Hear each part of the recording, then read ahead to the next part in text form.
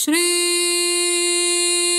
त्रिपुरसुन्दरी स्तोत्रम् कदम्बवनचारिणी मुनिकदम्बकादम्बिनी नितम्बजितभूधरा सुरनितम्बिनी सेवितां नवम्बुरुहलोचना मभिनवाम्बुदश्यामला त्रिलोचनकुटुम्बिनी त्रिपुरसुन्दरीमाश्रये।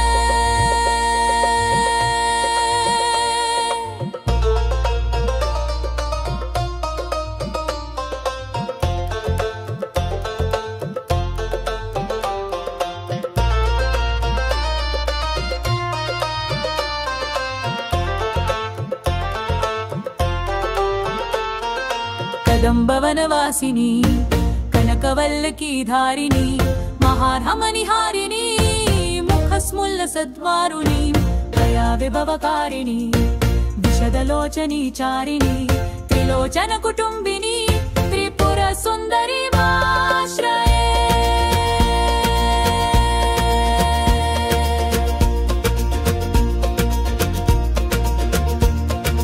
कदम्बवनशालया कुचव्रोल्लसन्मालया कुचोपमितशैलया गुरुकृपालसद्वेलया मदारुणकपोलया मधुरगीतवाचालया कयापि घननीलया कवचिता वयं लीलया।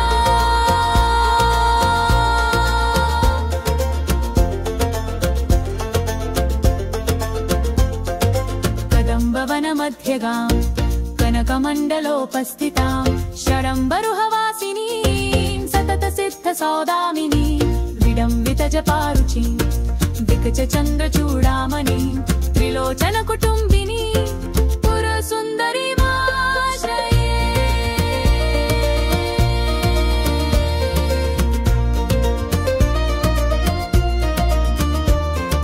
कुचाञ्चितविपञ्चिका कुटिलकुन्तलालङ्कृतां कुशेशयनिवासिनी कुटिलचित्तविद्वेषिणी मदारुणविलोचना मनसि जारि सम्मोहिनी मतङ्गमुनिकन्यका मधुरभाषिणीमाश्रये।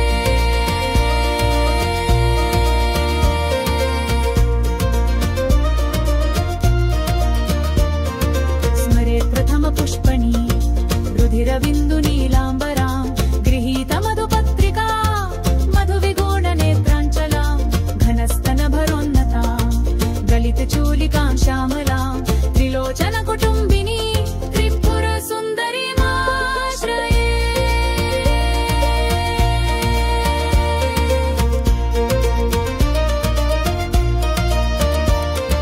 सकुङ्कुमविलेपना मलकचुम्बिकस्तूरिकां समन्दहसितेक्षणा सशरचापपाशाङ्कुशाम् अशेषजनमोहिनी मरुणमल्लभुषाम्बरा जपाकुसुमभासुरा जपविधौ सराम्यम्बिका।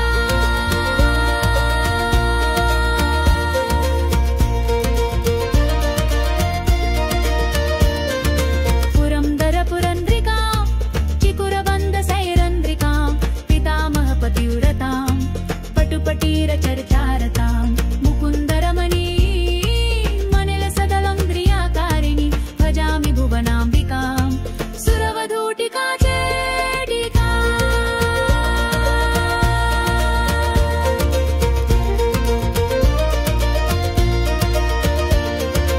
इति श्रीमत्परमहंसपरिव्राजकाचार्य श्रीमच्छङ्कराचार्य विरचितम्